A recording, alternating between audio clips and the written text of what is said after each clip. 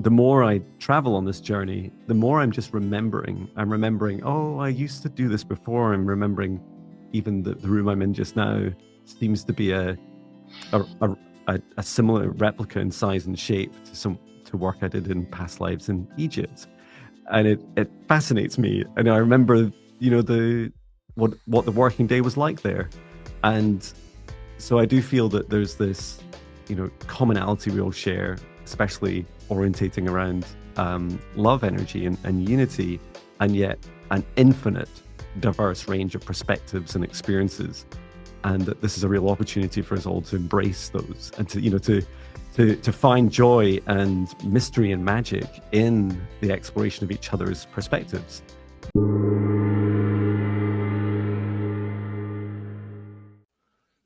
Welcome back to the Consciousness of the Way, and I'm very grateful to welcome to the podcast today Jon Binnie, a spiritual psychic mentor, and quite frankly, humility is something that is unnecessary because I'm just bathing in his emanated state. Welcome to the podcast, my dear friend. Oh, thank you so much, San. It's an honor to be here, and thank you for having me.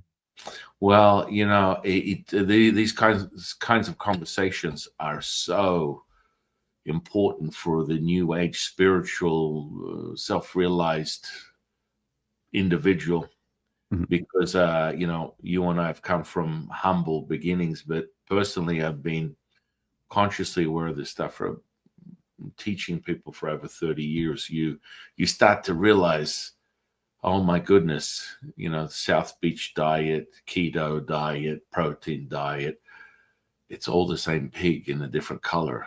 But yet we have this different version of spirituality today that we've never seen before. In my opinion, I've never seen anything like it. It's like an actualization that happens. Like I wake up and I am the I am. And there's nothing wrong with that. That's a really profound state to be in. Why don't we start with this conversation? Why don't we start with, what are your thoughts on the current environment of spiritual seeking? Wow. Fantastic. Yeah, as you're describing this, I wanted to use the word remembrance. And many of us across many cultures across the world have been persecuted for the paths that we've chosen. I've had past lives as in Japan, I've been a Tibetan monk, I've been a Scottish witch, I've been so many things, and off worlds, past lives I remember from other lifetimes on other planets. And the difference now is that our whole planet is going through this huge transformation, and our souls are being encouraged to remember, to bring back these remembrances we have. And what I'm really driving at is our own spiritual and metaphysical belief systems, and also our abilities into these lifetimes. So I feel that's at the kind of trailblazing side of where we're all going. And yet we're also seeing a breadth, right? We're seeing across the world at this time, many people kind of jumping on the bandwagon, and you just insert the word spiritual in front of something and it becomes spiritual. Whereas the irony is everything is spiritual. Even the water I'm drinking and the tea you're drinking, well, in particular the tea you're drinking, and my Scottish water, everything is in this reality. There's a spiritual aspect to everything. No, where to go from here, my dear friend? Dorothy, we're not in Kansas anymore. That's right, yeah. It really is. It's like it's so interesting how people they need a manual, and in some ways that part of their journey is deciphering and remembering. It's so beautiful how you said that, remembering who you are. I love to remind people often that they are not far away from the breath of their eternal immortal self. Yeah. And it really comes that way. Yeah, and I feel a huge part of it is, and one of the reasons I was intrigued to come and join you today is the differences that we all hold individually on our, so we all have our own unique experiences in our lives. We have our own unique souls. We have our own unique human bodies. In fact, there's very little that is the same about, I'm not sure of anything that's the same about us, right? But what we do know is that there's these themes that transcend all of humanity and slightly beyond our planet. And these themes include things like, we have hearts, we have heart chakras, we have love, we have fear, we have loved ones, we have the idea that we'd like a home, so many things we have in common. And yet the real beauty, beyond that unity that we all share is our uniqueness. And learning, on my journey, I've always been fiercely autonomous and being a very lone wolf. I just wanted to learn it all myself. I wanted to, and I learned a lot of the work I do, well, almost all the work I do now as my full-time job. As I just learned it on the job. I learned it from my client spirit guides, and mainly by them asking me, could you help with this? And I'm like, oh, how do I do that? And their spirit guides would explain to me, and I just get on with that work. And so that in itself, my journey, I feel, is unique. But I know that the more I travel on this journey, the more I'm just remembering. I'm remembering, oh, I used to do this before. I'm remembering even the room I'm in just now seems to be a a, a, a similar replica in size and shape to work I did in past lives in Egypt. And it fascinates me. And I remember, the what the working day was like there. And so I do feel that there's this, commonality we all share, especially orientating around love energy and unity, and yet an infinite diverse range of perspectives and experiences. And that this is a real opportunity for us all to embrace those and to, to find joy and mystery and magic in the exploration of each other's perspectives, regardless of the labels we give each other. Always the origins, always. The simplicity of reality within a Taoist path that sort of remembers most people's perception or deception of truth is really that symbiosis and the relationship between yin and yang. Mm-hmm. Truly, that tango can be referenced to any indigenous practices or perception of any path. We all return back to that wholeness. It's like creation, completion, and rebirth. It's the trilogy of trinities of perfection. Yeah. And so when you are in this space and you speak this into what returns to the ether but is present within the material, and you could just say anything, I'm just getting very high right now, and that is a beautiful place to be, because you are just emanating something that is a resonance beyond the spoken word. It's powerful stuff. How would you measure that? Because we're struggling as this avatar of human condition. How would you measure that to give someone a clear path of their, as we refer to it, the remembrance now? I feel a huge part of our journeys at the moment are an opportunity for us to open our hearts up. And this term, open heart ascension, is a term that my Lyran, my lion being spirit guide, uh, told me about. I asked him, "What do you call ascensions on your planet? What do you call our ascensions?" And he said, "Oh, we just call it heart openings or open heart ascensions." I was like, "Oh, it's so simple, right? You're." And so I've spent a couple of years, really diving into that, and it feels that I describe it, our journeys, one thing we all have in common, we right now, until AI gets more sentient, we still have to have a heart.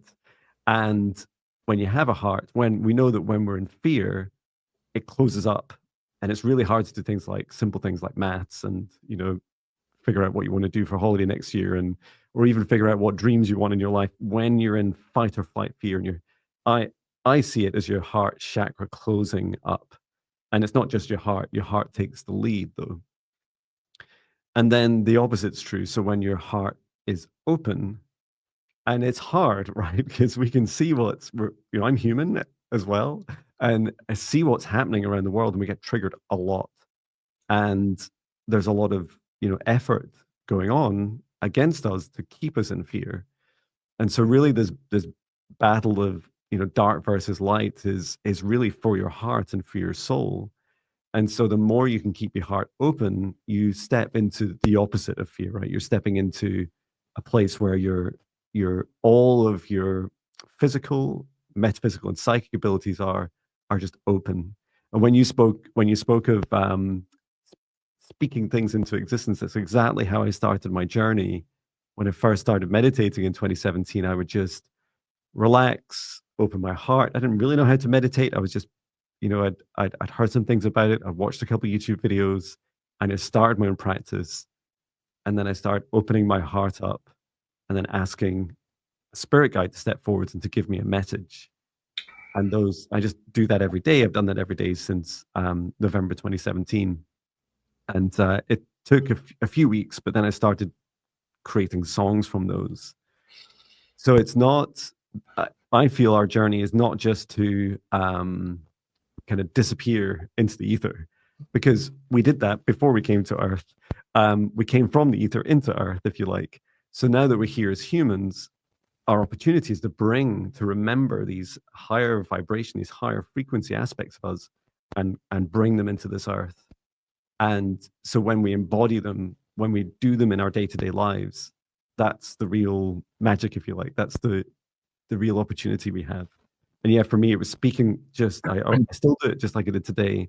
Speak it out loud, and then I write a song about it. I think today's song was, because I counted 2,718th song, and I was like, at 900, I realized this never ends, and that was a very human reaction for me. It was like, okay, this is infinite, right? There's no restriction to the number of emotions you can have, or the number of feelings you can experience, or the things that you can write songs about. I'll just keep doing it until I don't enjoy it anymore. So I hope that answered the question.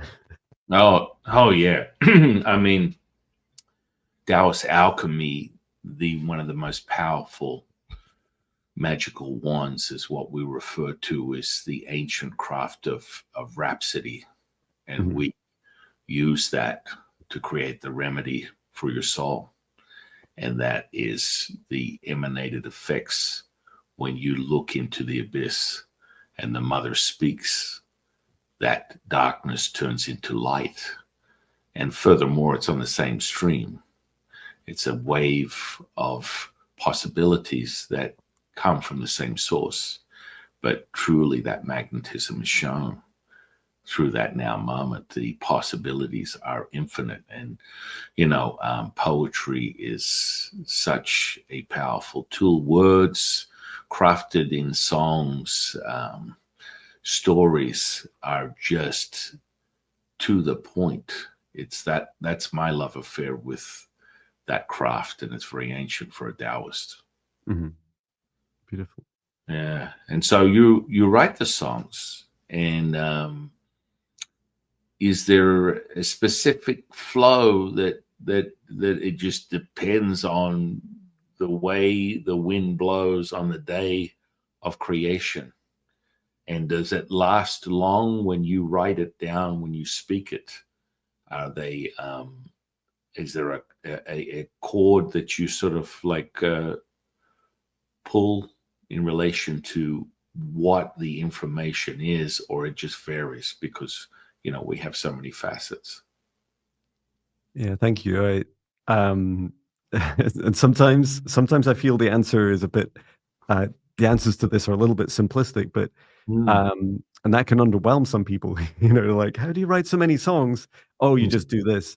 But I feel I definitely resonate with these anything especially things that are new concepts to us. Wherever there's simplicity, I often really resonate with it. I feel I feel like the universe scales based on simple repeating patterns. Mhm. And so my practice is I sit down, I just do some gentle exercise before I start my meditation. Well, that's after my morning run. I sit down to do my meditation. It's about 10 minutes. Within the first couple of minutes, I've created a safe space around me. So I imagine a protective golden bubble around me. And part of that intention I set is to make sure that no other wee, as we'd say in Scotland, wee beasties, anything that I didn't invite in is, I don't want it influencing what I'm doing. And then I give a very clear ask. So I say to my guides, my higher self, and the source of this universe, please give me a message. I usually have my hand on my heart. Please give me a message for the highest good, love, and compassion of all. And then I'm just sat there and I'm just receiving. And as I receive this, I used to always, always, always speak it out because it was kind of channeled immediately. So I get a word initially, and then I would just say it out loud. And sometimes, that was enough, right? If you're a songwriter, sometimes that's all you want. What if the word was catastrophe? You'd be like, yay, that's a big word. It has like huge meaning. Or love, like, oh, so many songs about love.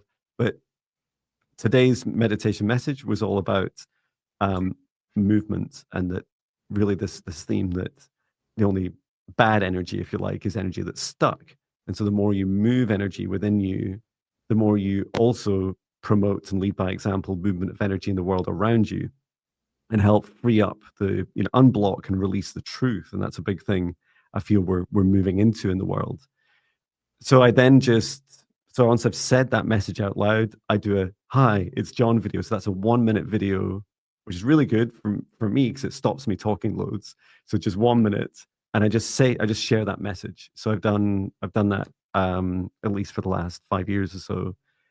And then I go and have a shower and eat and come back, and I literally just pick up my guitar and I just start. There's no other way of describing it. I used to always get in my own way. I used to go, what chords will it be? What structure will it be? Oh, I did something like that yesterday, blah, blah. And now I'm just like, who cares? If the song's rubbish, then tomorrow I might write a better one. So I just go for it. And, it's rare that I'll take more than one take to create the song. And then I just layer on drums and other guitars or other vocals, whatever I want to do. And then I get on with the rest of my day. That is so beautiful. I mean, whenever I transcribe anything from my teacher, Latsu, it just is a never ending potential. So whenever I'm crafting anything, because I'm as dumb as rocks, I'm nothing more than an avatar that is a catalyst for this meeting, the meeting right now for information, energy, and light to be as one and to transform whatever it may be in this present moment. And so when you're streaming this, we refer to it within Taoism, a dialogue to the monologue. So I have many teachers. I see them as clear as I see you. I hear them as clear as I hear you. They're in the room. Welcome, gentlemen. They're always present. Mhm. And so it's kind of like you reference AI. AI has got nothing on the stream of true absolute. And that, when entered, when you're streaming this, like for me, it's Lasso giving me the information real time. Do you hear the clear audio, or is it just instant thoughts in passing through your third eye or your mind that crafts into reality? Yeah, back when I first started in 2017, it was a feeling of someone whispering in my heart was the best way I Mm, could physically describe it. And it started with words and extended to sentences. Fast forward to today, and keeping in mind I do this as a job full time, so I do a lot of client sessions each day. So I can now see my own spirit guides clearly and in detail, and other people's spirit guides, where they're from, what they're wearing, what they're doing, what they've been doing today, and I can interact, like just converse with them freely. mm, And the most dominant guide that I work with. Her name is Maya, and she is an earth elemental guide, although previously she was from Andromeda. Um, and she has the greatest grace and a very strong connection with Mother Earth, Mother Gaia, which always gets really confusing when you're stringing them together in the same sentence. But she's incredibly graceful and very easy for me to talk with. And the others, yeah, I don't think I have any human guides. But I think that's fascinating as well because I'm pretty sure at least one or two of them have had human lifetimes. But they'll come and show themselves predominantly as the lifetime that I've known them from, wherever that's been in the universe. So yeah, it's very very much over the years. It's been, it started with a very kind of abstract voice through to now. It was about 4 years ago. I asked them to line themselves up. I was actually in a hotel room in Canada when I was meditating. I said, can you guys do that? Could we do like a lineup?" And they said, "Sure, you never asked." It's like, okay, let's do it. And it was like one of these kind of movie premiere style lineups where you just ask one person to step forward. "Hi, who are you? Where are you from? What's your name? Why are you here? What's your superpower? Uh, and how do I best work with you?" So that was a lot of fun as well. Right. I mean, it is interesting. Whenever I actualize that alchemical process for anyone, because there is no exception to the rule. The rule is the engagement of the human into a reflected ether archetype, or furthermore, your idolized version of something, and it returns back to this present moment. And so when you actualize, I just call it sensory perception. So when you're doing the alchemical stuff from a Taoist perspective, all this stuff is a method to the madness. So if you are a physical being and you have a nervous system, you can actualize your eternal immortal self. So that's for everyone on planet Earth. Yeah. Furthermore, outside of that, when I read auras or energies, it's just instantly information. So you mentioned chakras; we refer to them as dantians. Mhm. And so I just look at someone's emanated state at the moment, and it gives me their mental, emotional, physical, and spiritual state in about 5 seconds. And Yeah. you just read it like a menu. I'm Mhm. not interested in the overview of someone idolizing me as the next coming of Jesus, or I'm the psychic of psychics. It's just information, and that's the sobering part for a lot of people. If you can walk up and do that to what you consider random, with just a casual stroll in the park, it's about the conditioning. We refer to it as a conditioning. It's a stress adaptation and expansion that comes Mhm. from that emanated method of alchemy. And so we'll look at the energy centers, and they give you a virtue to emotion. Mhm. And so one is excess and one is deficient. So the excess of the emotion will transmute into the virtue, and vice versa, as the inverted state is yin, which is the absorption of all colors, and yang is the emission of all colors. Your mission, if you choose to accept it, Ethan Hunt, is to find that center point, step into it, and then dissolve as a non-centrist state of awareness, which is all things.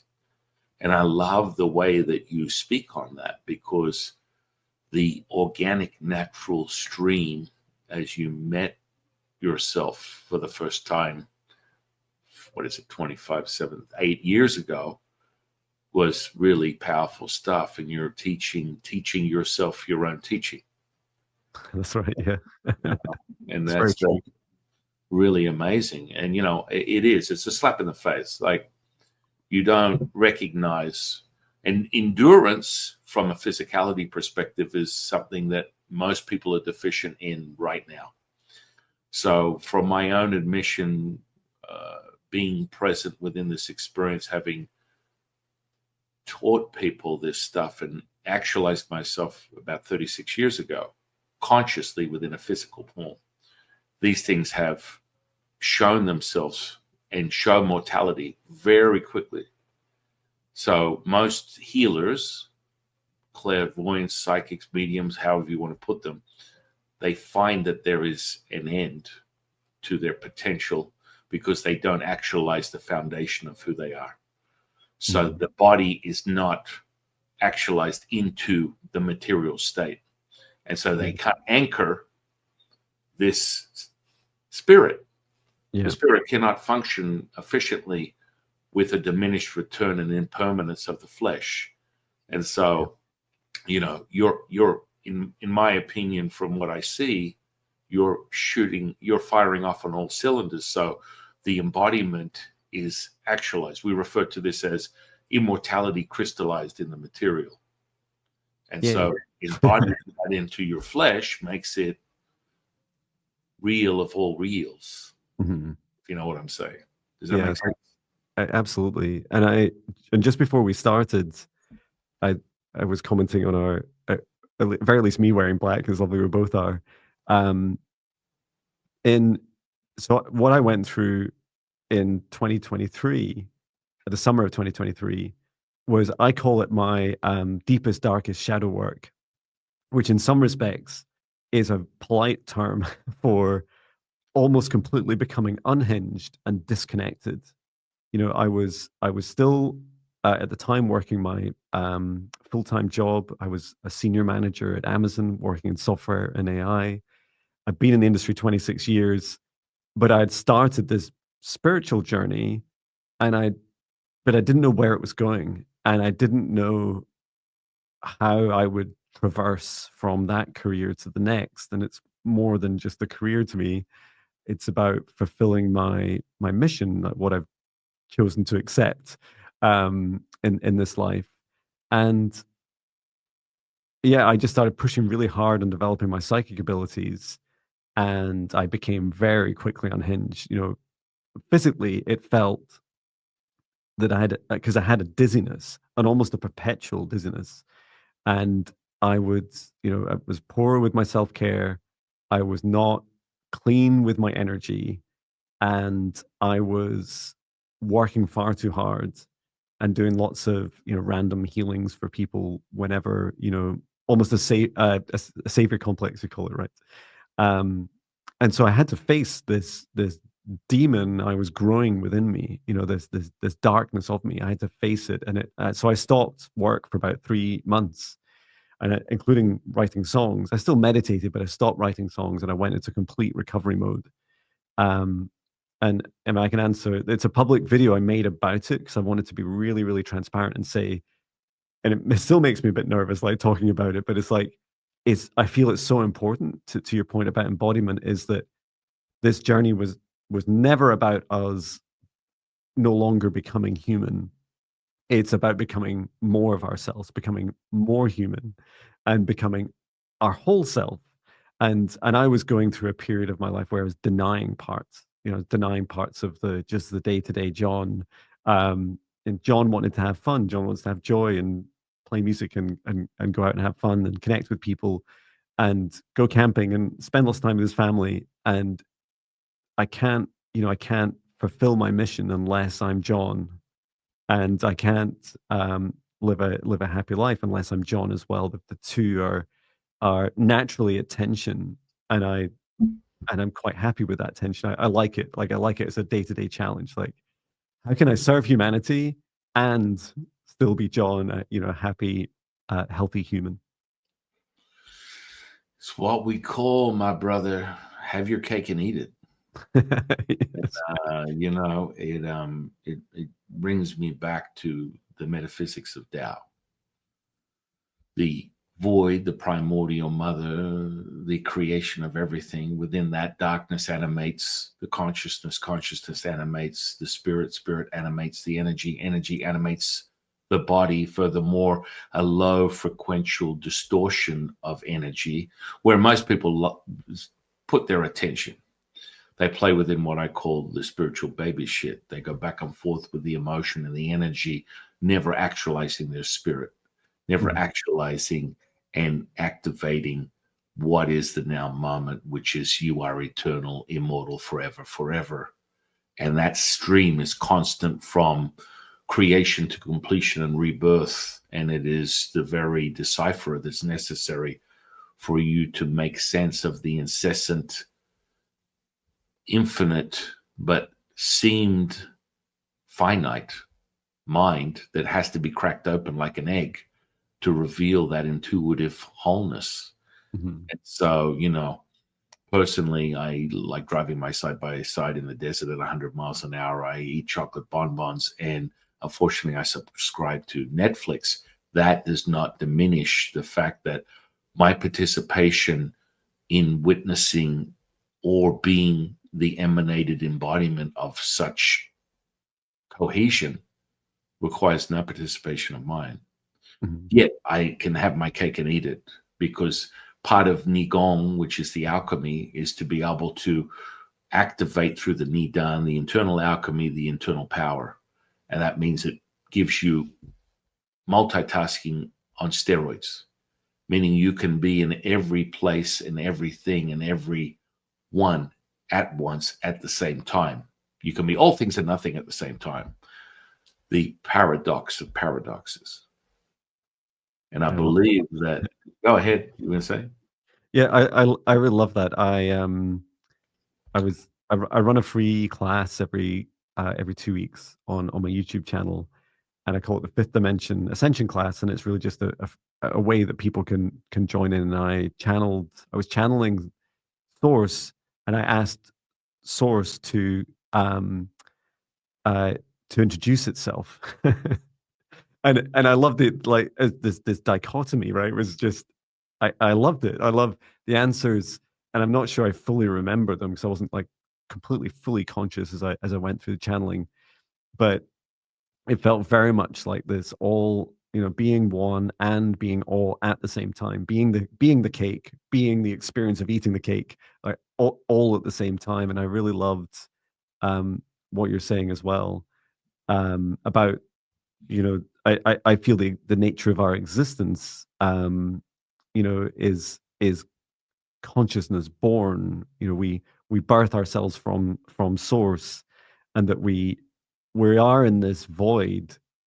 And I've visited it quite a few times, once myself in my darkest moments, but also in client sessions. And it's almost like an empty construct of where only our consciousness exists.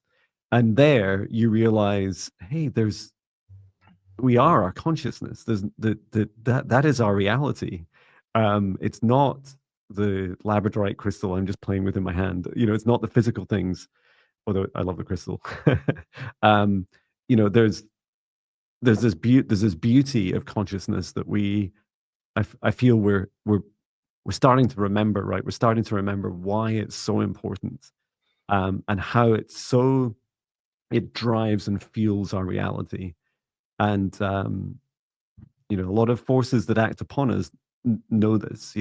If you want to propagate fear against the mass population of Earth, then to try and influence their consciousness to do something for you, then it's a great understanding to have, until they realize what they're doing. It's like, hang on, I think I know what you're doing. You're just trying to make me feel scared. So I won't eat the cake, and I won't have the experience of eating it. Instead, I'll be scared of doing either. And I'll do nothing, and I'll stop trying to remember. Yeah, I feel it's a really magical time as we start to reconnect with consciousness, and explore it, right? There's just true infinite beauty and magic in the nature of our consciousness. Yeah, I mean, it is so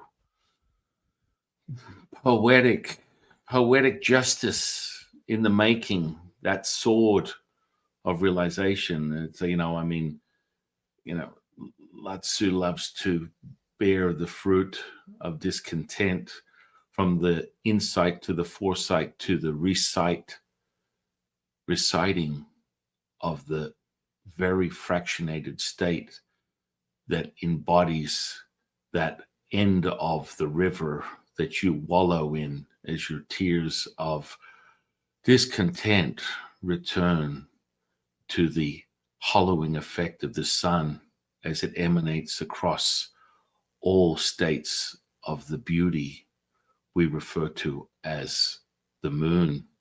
And that relationship is so intimate. It's so lustful, yet it sounds like it should be reserved only for the few, but it's for the many, it's for all, and it's now, and it's lived through the beating of your heart as you surrender to absolute. And this is the rhapsody that intertwines into my very state, Mm-hmm. and I am forever in love. That's beautiful.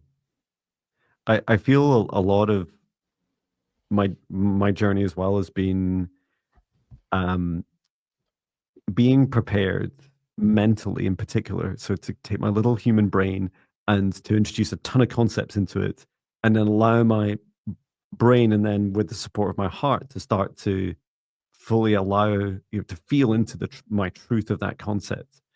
Um, one of the concepts you were talking about, the sun. One of the first big concepts that I was introduced to was in reincarnation is one thing, and then I had a, a past life regression with someone, so they were doing it for me back in 2018, and the first lifetime I was a woman in New York. And I was like, I get that. It's like it's a human body, and it was in a city I've been to. So yeah, this all makes sense. And the timings kind of roughly lined up, and as that made a lot of sense. And then we went back, way back to the birth of our son, and I started remembering. I was remembering the birth of the son, and I was like, hang on. Like my brain's listening to what I'm speaking. I'm describing the very first sparks igniting of the soul of the sun, and the sun beginning to take its first form, and then rapidly fast forwarding through time to when the planets were being born, and the planets were the children of the sun. And I was crying because it was such an emotional experience being the sun watching the planets born, and I never even thought that are they related? Are sun and planets related? And it wasn't until later that I began to have remembrances of my soul origins, of some of the very first incarnations, which, in I guess in simple terms, I describe it as a blend of angel and dragon being that would spend a lot of time flying around space, singing often high pitched tones, and I still love doing that, and then finding stars and nebulas that were being born and needed help with the birth. So I was kind of like a galactic midwife, and I would sing with a tone to get a frequency match. And when I did, I would go to that place, and what I didn't realize until more recently, that I would actually coexist with that soul, that consciousness, to help with the birthing, help with those first few, what felt like months and years, but was likely into thousands and maybe millions of years. I don't know. Um, that was just one of my first kind of big mind shifts. I had to start to get my head around. It's like, oh, this reality's really beautiful and is incredible, and yet it all. I think when we consider ourselves consciousness, all conscious beings, it helps level the playing field, right? I no longer feel inferior to the sun. I no longer feel inferior to my spirit guides. In fact, I don't feel inferior to source. I feel I feel equal. I feel parts of the same, um, you know, consciousness game we're all playing. We're all in this together. We just take different sizes and shapes and forms. Um, yeah, that was really magical. It is. It's we're both riding this magical mystery ride of our communion right now, and that unity is showing itself through that potency that is really materialized as a substance. It is palpable at this point. You are experiencing something that is beyond words, yet the entry level, the admission starts with such, and then you just fully embody it. Mhm. and you breathe it. You breathe it into an actualized state where we refer to the embryonic breath, the primordial mother, as she inhales, draws in, and creation is born from the womb. And then that emanated state of yang is the landscape of the material world. Mhm. That is the now moment. There's nothing more beautiful than that union. And that wholeness is really where, you had me at hello. That's right, yeah. And the emotion of it, right? Like, I feel that, I feel like our consciousness would be a bit disappointing as an experience without emotions, and emotions seem to be the most dominant energy fueling our consciousness whenever whenever we're processing thought, feelings, or experiences and sensations, perception. It's this. It seems that our emotions are amplifying the energy of what happens, both as a creative force of doing and then the receiving. Um, and yeah, I really love that. I really resonate with that, especially when we're creating, right? When I create music or when I do, now I know when I create anything, if my energy's in it, if my heart's in it, if my consciousness is fully in it, then it flows easily. I love doing it, and people receive it, right? We kind of gift wrap the things that we create in those emotions that we infused, just like your tea, when we're creating it. Mm. And I mean, it's just the default.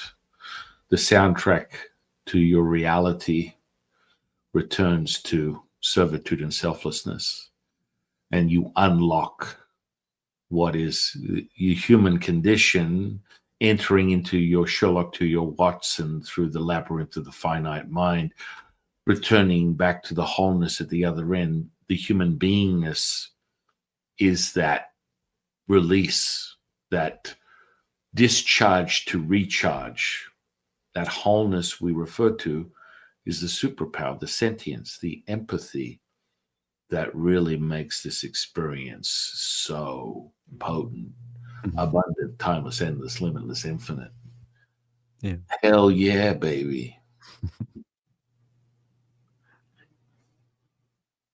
And, you know, sometimes, all times, most of the time, and perhaps never, you experience this and you return to this truth, this absolute that cannot be distorted or transformed into something less than what it is, which is whole.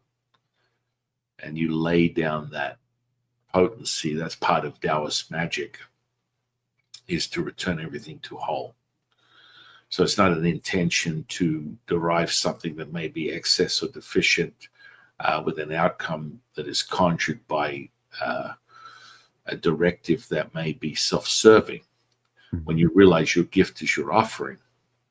Furthermore, from one of my teachers, his classic invocation is simple: a power abundant in its giving you will receive, unifying the body with the spirit with the energy, bringing heaven to earth, transcending all is one, one is all, revealing perfection manifest. That is your gift, that is your offering.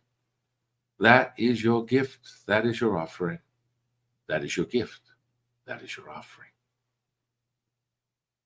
Amen to that, brother. Amen. It's a lovely human experience. I know, we're predominantly using our voices just now, and I feel that it is it's a great starting point when we start to realize that, speaking our truths, sharing some of these experiences we have, it can be the unusual experiences in particular, the flash of a sparkle, color, or shadow figure in the corner of your eye, or you're out in the forest and something catches your eye and you're like, "What is that?" And you just say it. You just, whatever it is, say it out loud. Say, "I saw that. I saw you. What was that?" And don't just say to yourself, I'm going crazy, or I better not tell anyone about that, or react with fear. There's so much power in observation and just speaking it out loud, because it becomes real. You hear yourself saying it, right? And so does the rest of your reality around you. And likely the thing that you actually experience, the consciousness of it also hears you.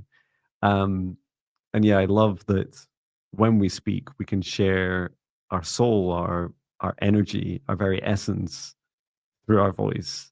No matter what words we're saying, I could have just been saying blah blah blah blah blah for the last hour, and yet, I would hope that people will feel the energy and sincerity of what we share. And I feel Oh, it's a great absolutely. starting point to It just get goes stuck. beyond words. It goes beyond words. Yeah. This is an experience. I refer to this podcast as an experience because that's what it is. It's visceral, kinesthetic, somatic. It is your uh, signature to the barometer of the tuning fork of your actualization. So this is what's going on. This is the good. As my worst Austin Powers. Yeah, baby.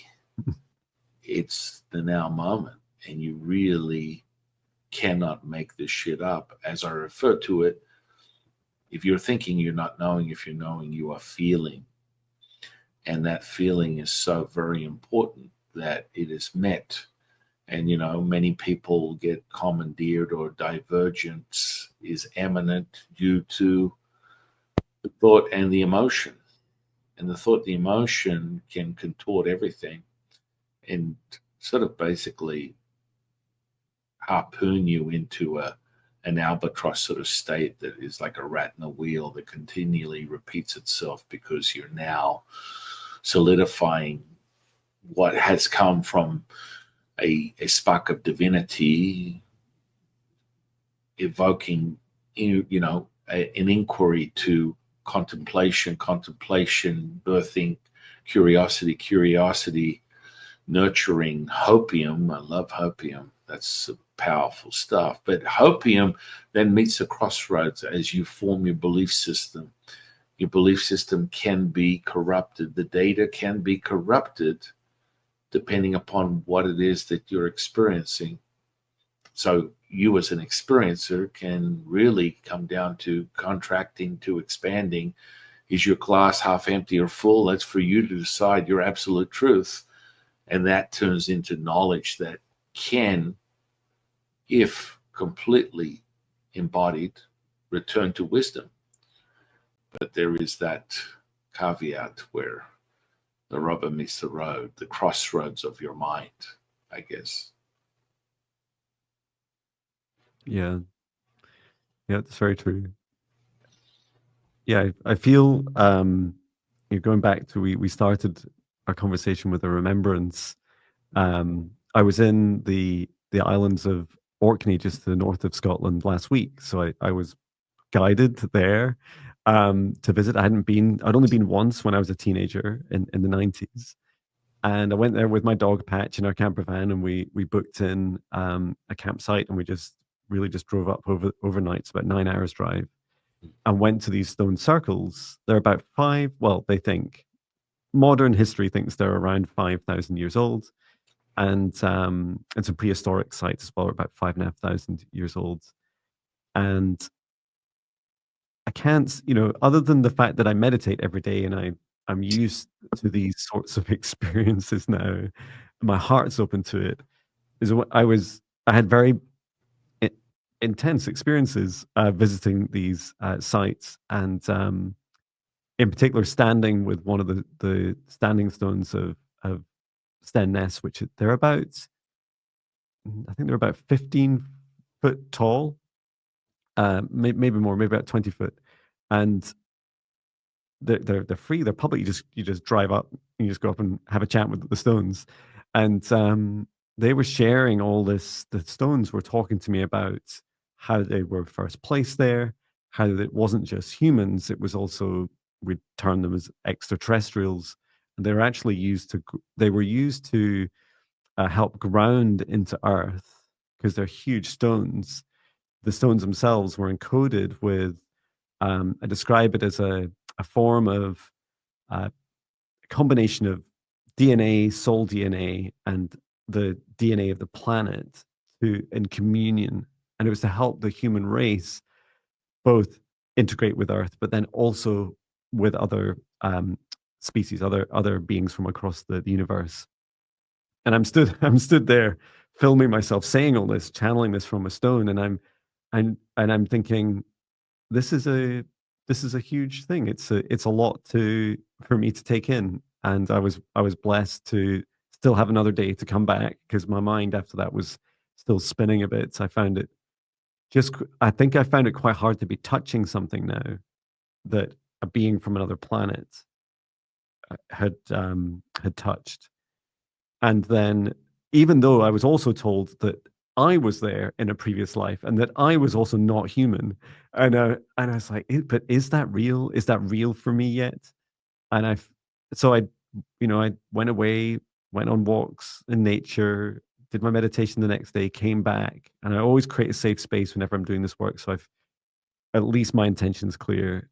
And the answers that kept coming back to me from my heart was that, yes, it's all yes, yes, yes.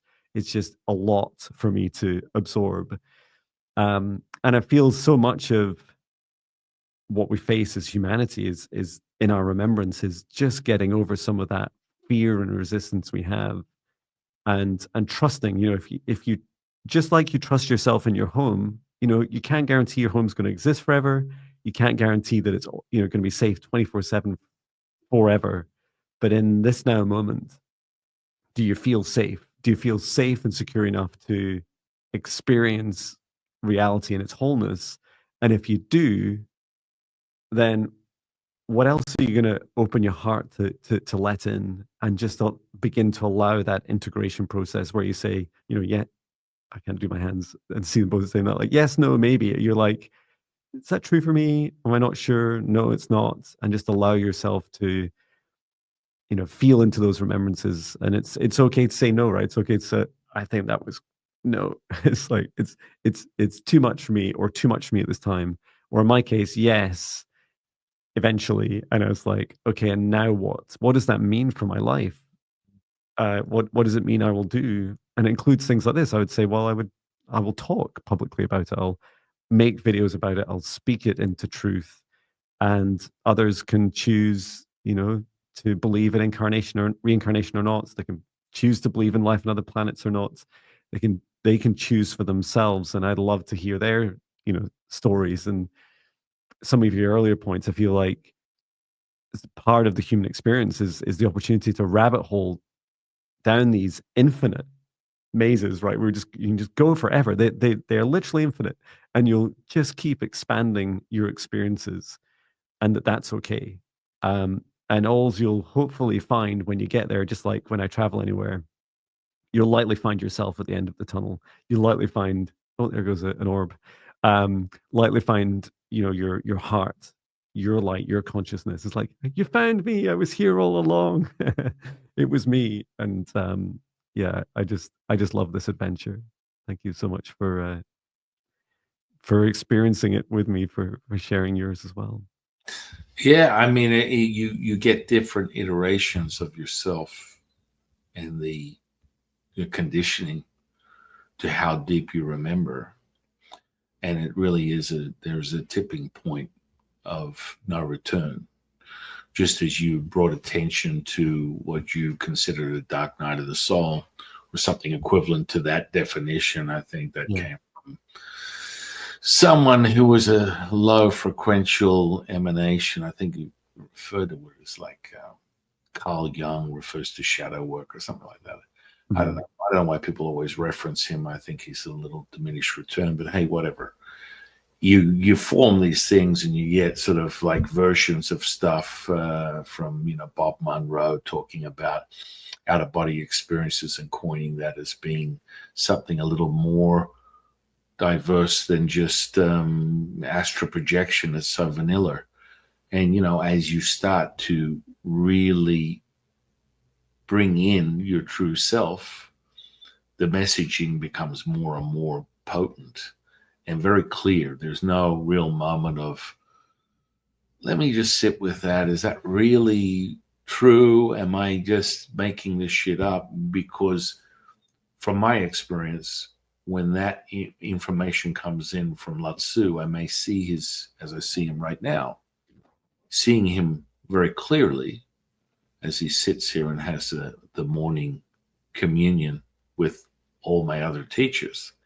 You feel that very center point of energy that he emanates as his spirit body, but it's as tangible and clear visually as I see you. Yet when he speaks, it goes right to the core of me, and it enters right in the center of my upper dantian and also in my heart, locking it in as a Shazam moment, and it emanates out. So, how do I describe it? The first time I channeled him, it was like a light beam of visceral, kinesthetic, somatic experience that was so robust that it was melting everyone else in the room. And I had 20 people around me with sticks and marshmallows, cooking it as if they're by a campfire. Mm-hmm. And that is a visceral thing. Now, how deep you go with that, it's always the way. I tend to tone it down because it makes people freak out when you get that much energy at one time. You question what is going on here. So I will create a couture version customized to the environment so that they can microdose what is really going on. But, as you start to center the two pieces, which is basically wholeness, and quite frankly, if you want to run it down to the symbiosis between yin and yang, the merging of that, the convergence of that is what happens. Mm-hmm. And, for me personally, that's where the rubber meets the road. And there's no delusion where I'm sitting back questioning, because it happens, I think that a lot of people, I remember decades ago when my mother's like, you don't really care about my opinion anymore. And I said, it's not even part of the equation. I don't really look outside of this wholeness, because it has shown me 1,000,000 times over that it doesn't require my participation. And sometimes you just want to play that game. And you're like, you know what? My personality wants a little bit more curiosity to sprinkle some, but maybe you're right. Maybe what you're giving me as an answer is not the absolute. And the absolute, again, is only wholeness. When I say that, if someone comes to you and says, this is the absolute truth to reality, about face and run in the other direction, your absolute is your right. It's your absolute is your absolute, and no one else is got the same answer. Yet they will resonate to their own center point that will just merge back into the wholeness. Yeah. So, as we dance, and that charge you got, which is an affirming state of emanation, and you get that charge and you go, okay, yeah, we jiving, we on. And you see that. And, I just see it visually. And then if I choose to experience it, then I enter into it. And I'm kind of like that. Most of my students call me the aura dipper, which, people can either take offense to that or not. Depends on how deep the richness of their, what you would refer to as their root chakra, which really forms what they consider boundaries, if there are any. But I mean, if you or me, I am you, what boundaries are there? I don't know. Maybe something, maybe nothing. I love your experiences of truth. I know it's a big thing for us as a human race, right? We seem to struggle, many of our cultures, in particular Western, we seem to struggle with this concept that somehow we believe there's one truth, and yet it blows my mind. I still don't get it. It's like, but how could that ever be? How could we ever look at the same cloud and call it the same shape? Yeah. How could we ever experience the same love and call it the same emotion or same frequency? How could we ever do any of these things, find out truths and somehow reach consensus, and then somehow that be a consistently conscious experience for all consciousness. And you're absolutely right. The only real truth in that respect is in the unity of us all. And yet, what we're here to do is experience as humans individually. And I feel that I ask this question a lot of my. I have a relative who's a history teacher, and I keep asking them. I'm like, what do you think, for instance, like as a starting point, do you think that history was written by the victors typically? Oh yeah, yeah. They always say, yeah, it was. Okay, so do you think it's really true? And they're like, I don't really care. It just is, right? It's just what's written. I mean, that's true if it's written. And I'm like, oh, so is Wikipedia true? Is everything that's written on the internet true? And they're like, oh, who cares? It's a job. I teach people what was written and is widely accepted as history. And it's like, okay, but you do know you have a bit of an opportunity to at least say, history does change. It's living and breathing, and it's open to, reality is in the eye of the beholder and the heart of the beholder. So you could encourage people that you teach to experience that. Yeah, I love that point that it's a great big red flag if someone comes to you and says, I've got it all figured out. It's 42, or whatever their answer is, like, oh, is it? Well, that's lovely. You've found that for yourself. But I'm still on my journey. I'm in the pursuit of my continued exploration of my truths. Yeah, it is. It's like my football team is better than yours. I remember coming across a dear friend of mine, just when I was ordained with my first lineage. And I spoke to him. I said, hey, I just went through the process of being ordained as a priest. They're like, oh my goodness, yes. So let's talk more about Jesus and God. And I'm like, oh, hang on a sec. I was ordained as a Taoist priest, and his involuntary, what you would call Tourette's, returned with, "There's only one God," and I'm like, "Whoa, easy, buddy, Yeah. easy. Just take a breath, And I mean, when you really get down with the get down, like for example, within Taoism, we have immortals, gods for everything. Really, what we refer to this within the path is it's a dialogue to the monologue. So it's another facet of the diamond of perfection. It all returns to that one consciousness, as we've all collectively spoke on through this whole conversation, as being the truth. That you say tomato, I say tomato. When the second you dismiss someone else's belief system, you dismiss your own. It's kind of like the redundant, diminished return as you give up on the absolute truth, which is never ending and is continually being experienced through your journey, that will always be. And, there will always be another moment where you find it. It's like when people talk about, Yeshua or Jesus Christ, I'm good homies with the JC. I hang out with him quite often whenever I'm in a space that someone is an honorary recipient of his embodiment, and it comes out in their emanated state. Furthermore, it transmutes into the energy, and you see it very clearly in their field that they're very fond of his guidance and teaching. So then I get in a conversation with him. How do you want to structure this to help them remember what is missing from your own teaching so they can become whole again? And, we just sit down and craft a plan that works for their method to their madness. And once you tweak that path, all of a sudden they become actualized, and the energy is robust and whole. And they're like, holy crap, what happened? Did I stick my finger in a plug? No, you just reclaimed and liberated yourself, my friend, and returned everything back to the wholeness. Does that make sense? It does. Yeah, absolutely. I remember once a client said to me, do I have to be of a specific religion for your services? And I was like, oh, I've never really thought about that because I've never considered any limitation.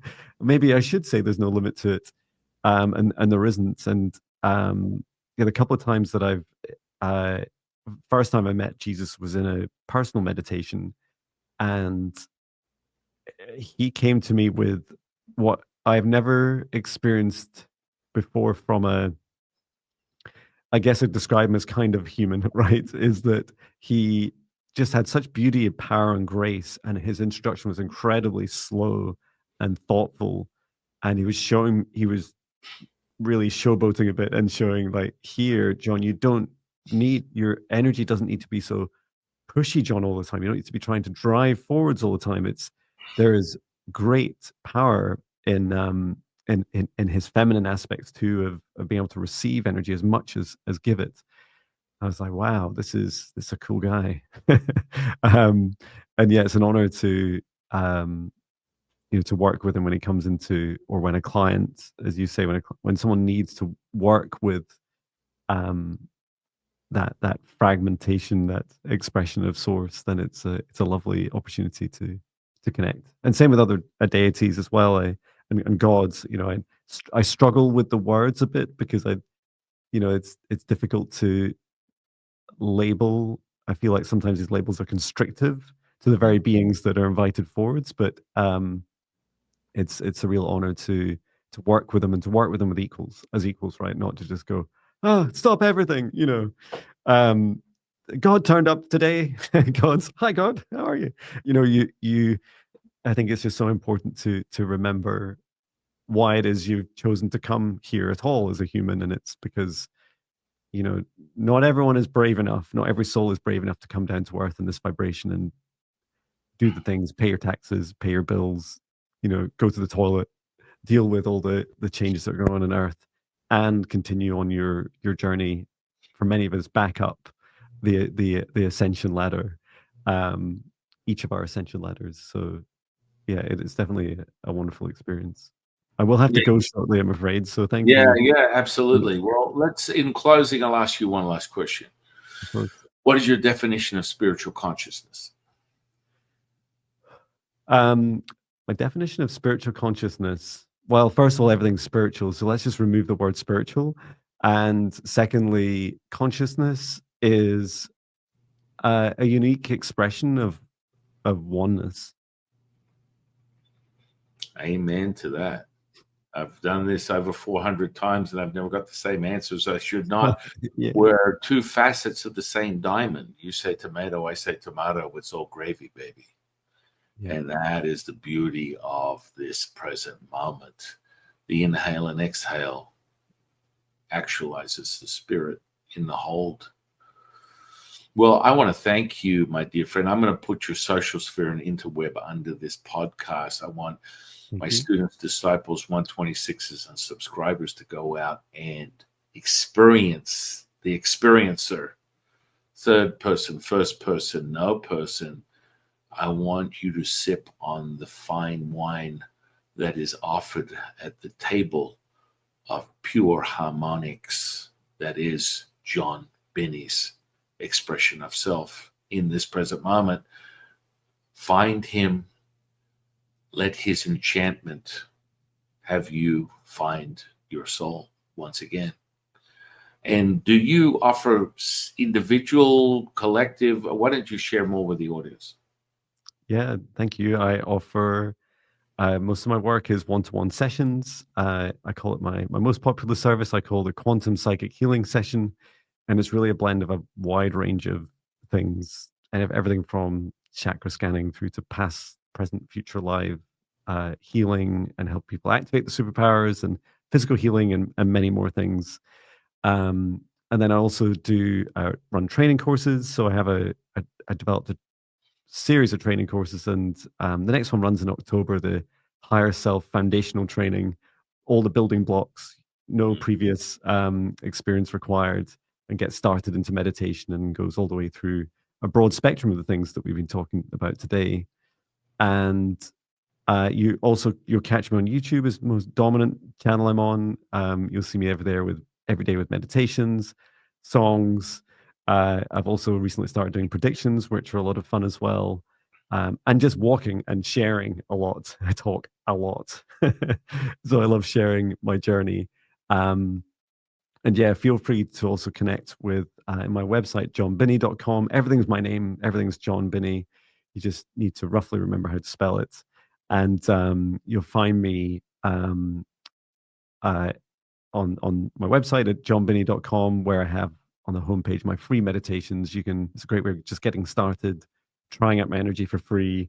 It's a 14-day challenge to just try the same meditations I do each day and see if it resonates. If it does, you can go on and do other things. But yeah, it's been a real pleasure. Thank you. Thank you so much. Again, thank you, my dear friend, for returning to a remembrance. And we recognize this bond from a past life. And it happens right now. I want to thank you, my dear friend. Thank you for coming on and sharing your incredible wisdom with the audience. Thank you. It's been such fun. So I want to thank you. I want to thank the universe for bringing you into my life. I want to thank the audience for sharing their time with us today. I am your humble servant and Sifu Taoist Master San Qing, and I'll see you in the next one, guys.